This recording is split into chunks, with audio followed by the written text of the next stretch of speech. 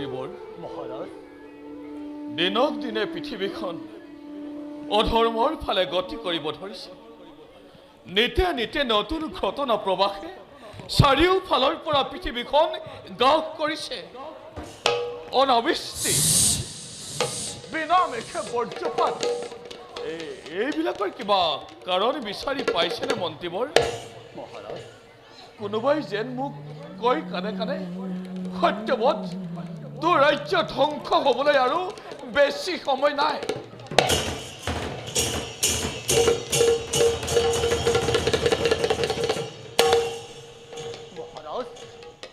মহাৰাজ শতদিকে cable হাহাকাৰ ধ্বনি শুনিব পোৱা গৈছে মহাৰাজ কিবা যেন বিপদৰ আগজাননীহে মহাৰাজ মন্ত্ৰী মহাৰাজ দিন ৰাতি একাকাৰ কৰি ৰাজ্যৰ চাৰিওফালে প্ৰদক্ষিণ কৰি ৰাজ্য মই কৰিছো শাসন তথাপিতো সকলোৰে মনত এটি ভাৱ হৈছে উদয় কিবা যেন এক ঘোৰ মহাপ্ৰলয়ে পৃথিৱীখন গাঁত কৰিব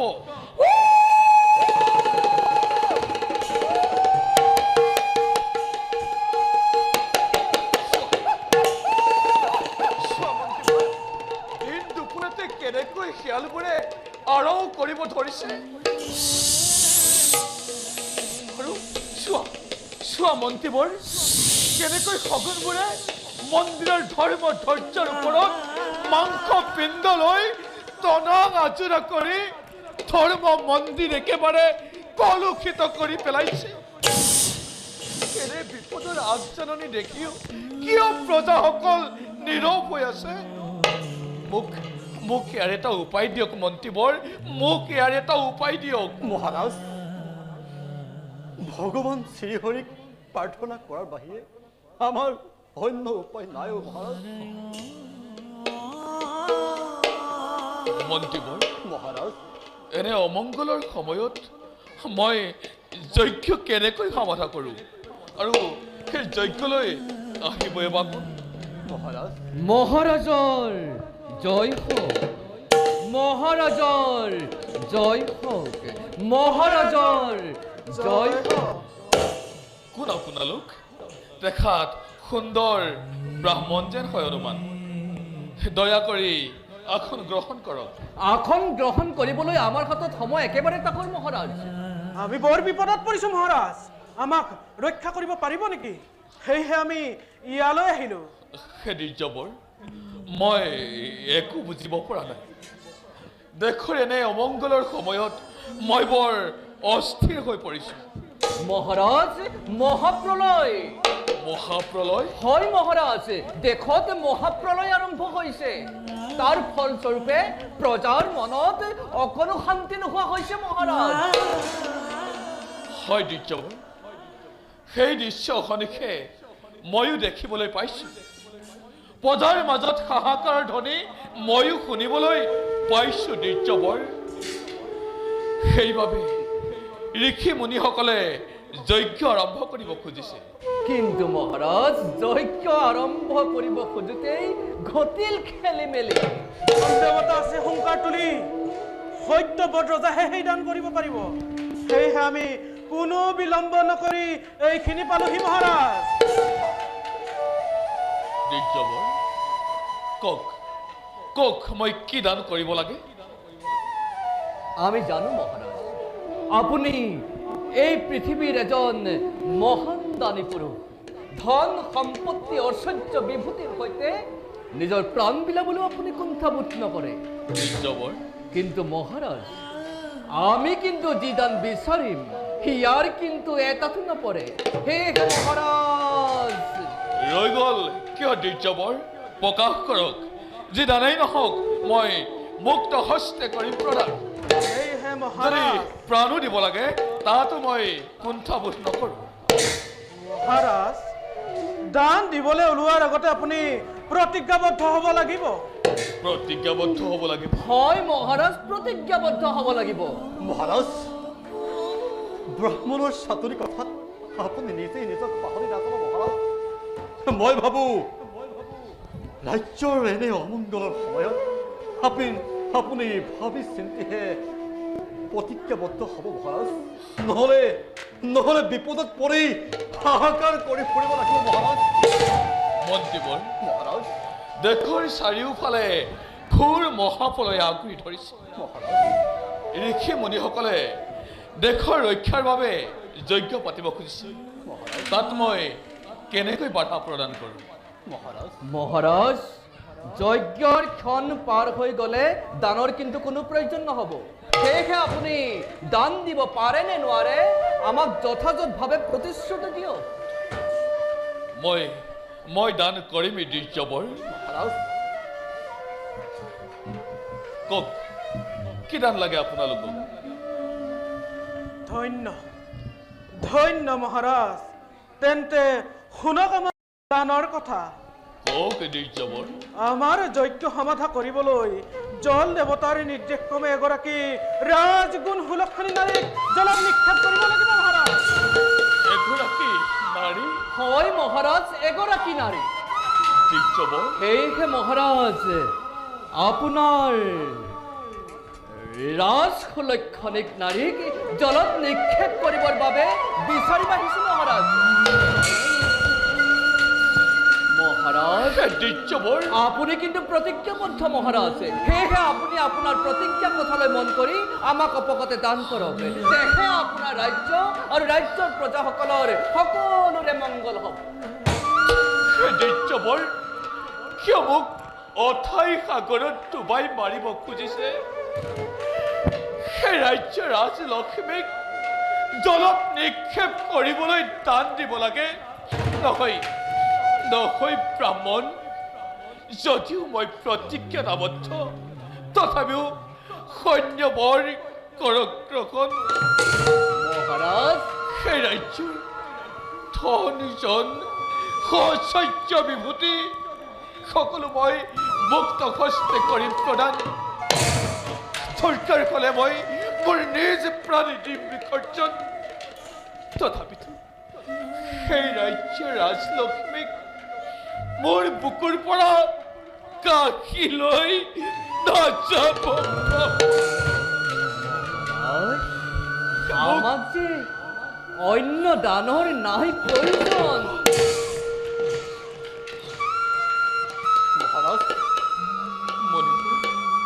মহাৰাজ, মই আগতে কৈছিলো নহয় আপোনাক যে সকলো কথা আগপিছ ভাবিহে প্ৰতিজ্ঞাবদ্ধ হ'ব।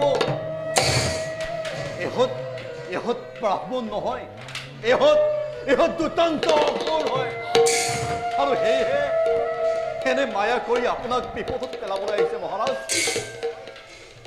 আদেশ কৰক মহাৰাজ, আপুনি আদেশ কৰক। ইহত দুটাক বন্ধ কৰি অন্ধকাৰ কাৰাগাৰত মই বন্দী কৰি থওঁ মহাৰাজ। কথা কবা মন্ত্ৰীবৰ, অস্ত্ৰ চালনা কৰিব আমিও জানো। তোমাৰ দৰে বৃদ্ধ মন্ত্ৰী আমাক একো কৰিব নোৱাৰে। মহাৰাজ, ক্ষান্ত হোৱা মন্ত্ৰীবৰ, অভাৱত উত্তেজিত নহয়। মহাৰাজ, আমি ইয়াত আৰু এখন্তেকো থাকিব নোৱাৰো। আপুনি আপোনাৰ প্ৰতিজ্ঞা ৰক্ষা কৰিব নে প্ৰতিজ্ঞা ভংগ কৰি ৰৌ নৰকত ফচি মৰিব, তাৰ উত্তৰ দিয়ক। চোৱা মন্ত্ৰীবৰ, ৰাজৰাণীক ৰাজসভালৈ মাতি অনাগৈ।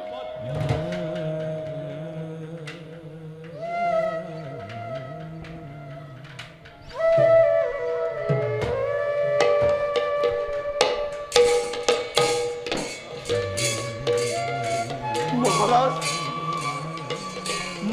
মই বাৰু ৰাণী কিদৰে মন্ত্ৰী প্ৰশ্ন নকৰিবা। তুমি সত্যৱতৰ মহামন্ত্ৰী, ৰাজযজ্ঞ তুমি নতশিৰে পালন কৰিবই লাগিব।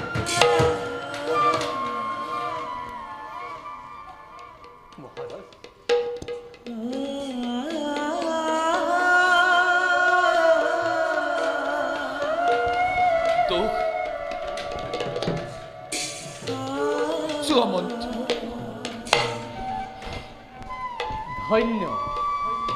ধন্য ৰাজন, তোমাৰ এই দানৰ কথা চিৰদিন থাকিব ধৰাত।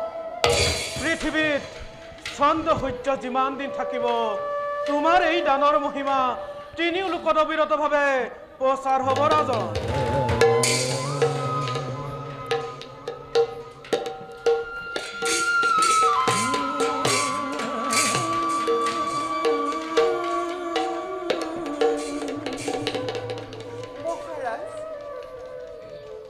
আমাৰ সিহঁত গ্ৰহণ কৰিব। মহাৰাজ, এনেও সময়ত ৰাজকন্যাকে মতালে। কি মহাৰাজ, আপুনি মোক দেখি তলমূৰ কৰি কিয় আঁতৰি গৈছে? মই কিবা অপৰাধ কৰিলো নেকি? ৰাণী, মহাৰাজ, ৰাণী, খপদাৰ্থ ৰজা মই। মোক জীৱন পৰা কিমান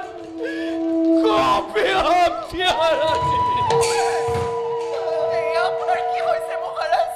আপুনি ইমান উন্মাদ হৈছে কিয়? মন্ত্ৰী ডাঙৰীয়া, মহাৰাজৰ হৈছে কি? মহাৰাজৰ এনে অৱস্থা দেখি মোৰ বুকু ভাঙি গৈছে। ৰাণী, মন্ত্ৰী ডাঙৰীয়া, আপুনি বিবাদ কিয়? মহাৰাজৰ হৈছে কি? আপোনালোকৰ এনে অৱস্থা দেখি মই একেবাৰে অতিষ্ঠ হৈ পৰিছো।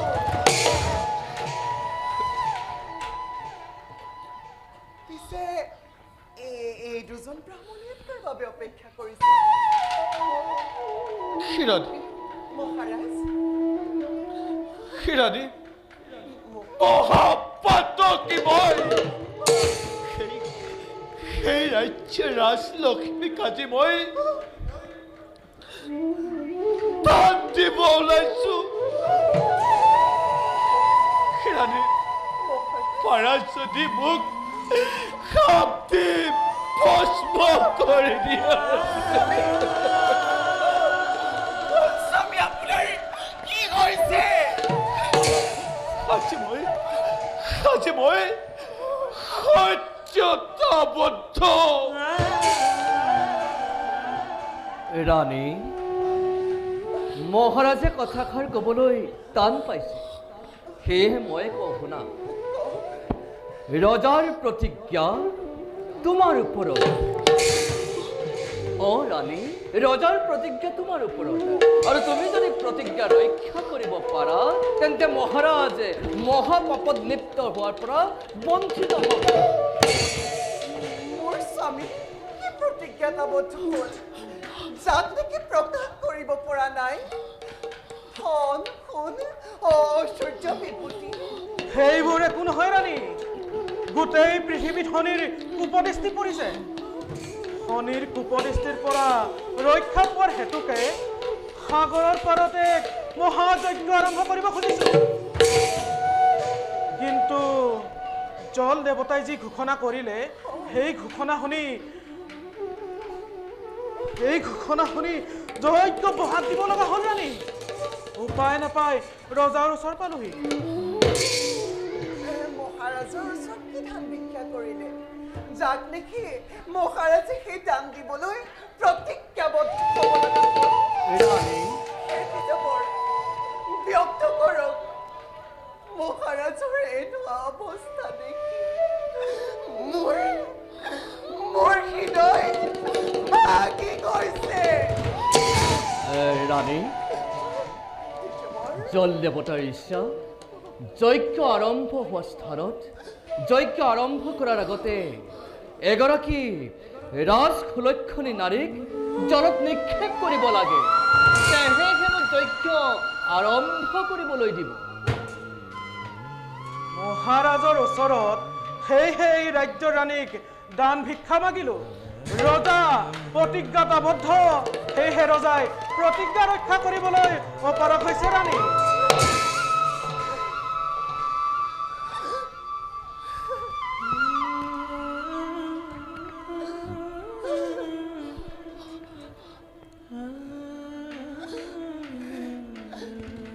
স্বামী, স্বামী ৰাণী আপুনি প্ৰতিজ্ঞা কৰি যদি মোকে বিসৰ্জন দিবলৈ ওলাইছে ৰাণী তেন্তে স্বামী আপোনাৰ প্ৰতিজ্ঞা ভংগ কৰি আপোনাক মই মহাপাপত লিপ্ত হ'বলৈ নিদিম ৰাণী ৰাণী দুখ নকৰিব ৰাণী নিয়তিৰ মোৰ প্ৰতি এনে নিদান ৰাণী মই মানিব লাগিব ৰাণী স্বামী বেজাৰ নকৰিব ৰাণী আপুনি প্ৰতিজ্ঞা ভংগ ৰাণী আপুনি প্ৰতিজ্ঞা ৰক্ষা কৰিব লাগিব ৰাণী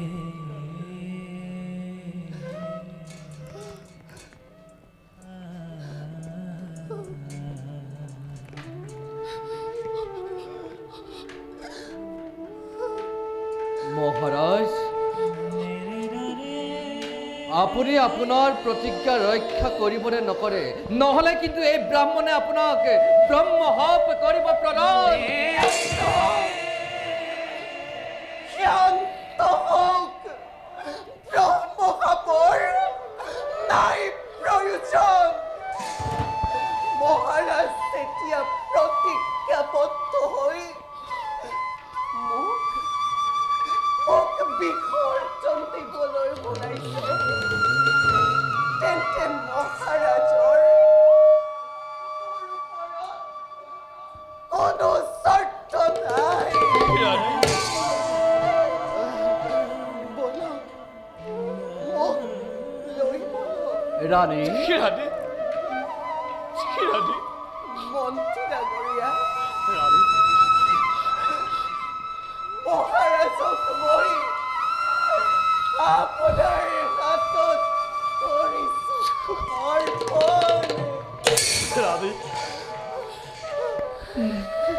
মোৰ মুখৰ মাত হেৰাই গৈছে ৰাণী ৰাজ্যত যেতিয়া ৰাজলক্ষ্মী নাথাকিব তেতিয়া ৰাজ্যত ঘোৰ অমংগলে দেখা দিব ৰাণী অমংগল অমংগল নহয় মন্ত্ৰী ডাঙৰীয়া চাব আমাৰ ৰাজ্যত এদিন নহয় এদিন সুখৰ দিন আহিব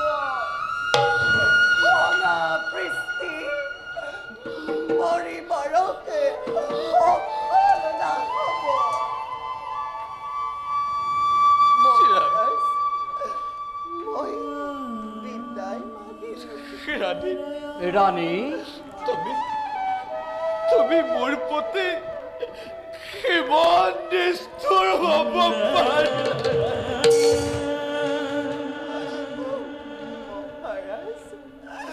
মহাৰাজ এই অবলা নাৰী কৰিব অপৰাধ ক্ষমা কৰিব মহাৰাজ জনমে যেনে আপোনাৰ যুগল চৰণত বন্দী হিচাপে মই স্থান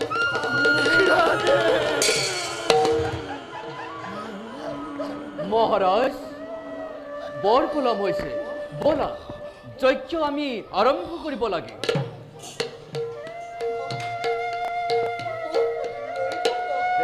ৰাণী মহাৰাজো আমাৰ লগত যাব লাগিব মহাৰাজে নিজ হাতে ফুল চন্দ তুলসী পিন্ধাই তোমাক বিদায় দিব লাগিব আমি মন্ত্ৰপাঠহে কৰিম ৰাণী তোমাৰো ব্ৰাহ্মণ নিজ পত্নীক নিজ হাতে মই জল দেৱতাক অৰ্পণ কৰিব মহাৰাজ ব'লা ৰাণী, আমাৰ বহুত পলম হৈছে। ব'লা ৰাণী। ধৈৰ্য ধৰক মহাৰাজ, ধৈৰ্যৰে ধৰি ভাগ্যৰে মহিমা দেখাওক। ব্রত করিবা স্নান বিষ্ণু পরম ভক্ত অতি মহান হরে বিষ্ণু পরম ভক্ত অতি মহান বিষ্ণু পরম ভক্ত অতি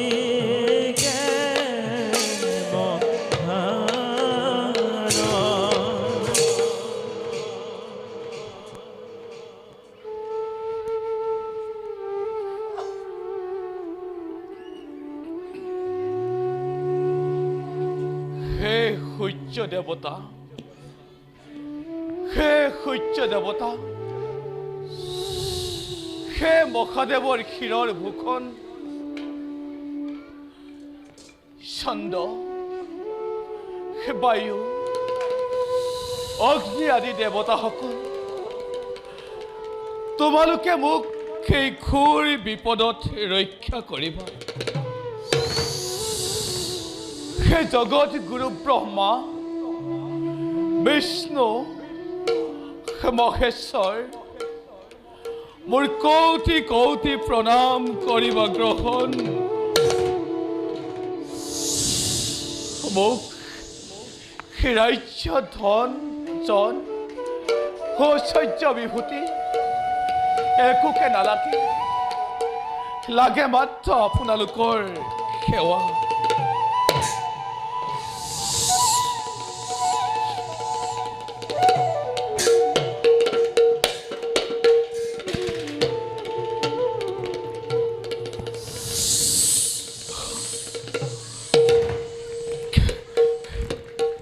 কি ইমান সৰু মৎস্যভাগী মোৰে হাততে উঠি আহিল।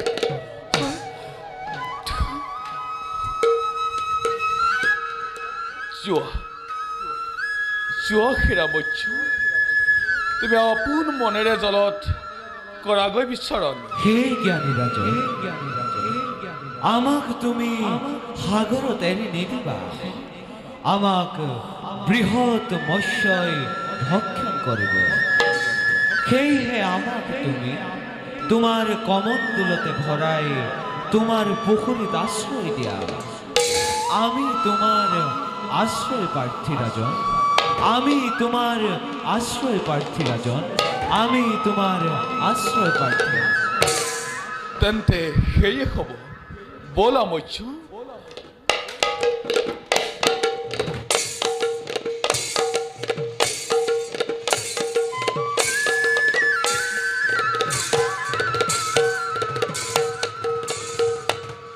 হে ৰাজন, মোক পুনৰ তুমি সাগৰত এৰি থৈ আহা।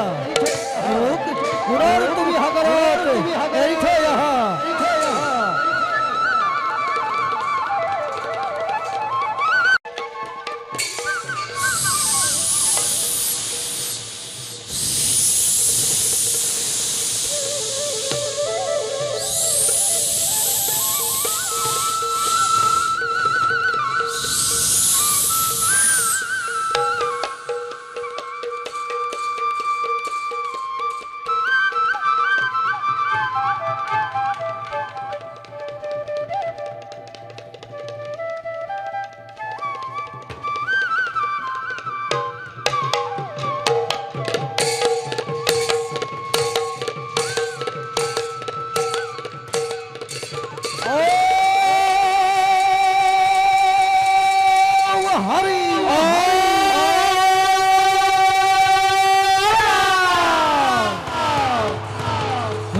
মৎস্যৰূপ ধৰি প্ৰভু ও ভোলায় তাৰ